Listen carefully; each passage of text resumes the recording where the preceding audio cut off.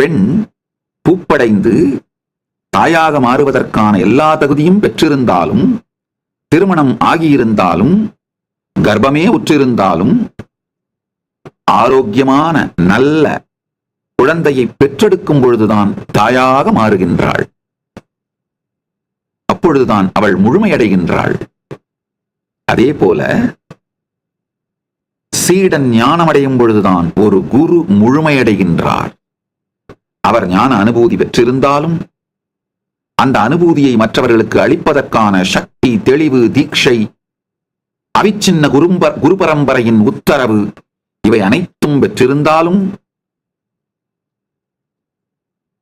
பரம்பொருளும் அவிச்சின்ன குரு பரம்பரையும் ஆசி கொடுத்திருந்தாலும், இந்த ஞான ரசவாதத்தை அவர் நிகழ்த்த ஆரம்பித்து இருந்தாலும், சீடன் ஞானமடையும் பொழுதுதான் குருவே முழுமையடைகின்றார்.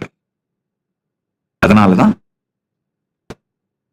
இந்த ஞான ரசவாதம் முழுமையடையட்டும் என்று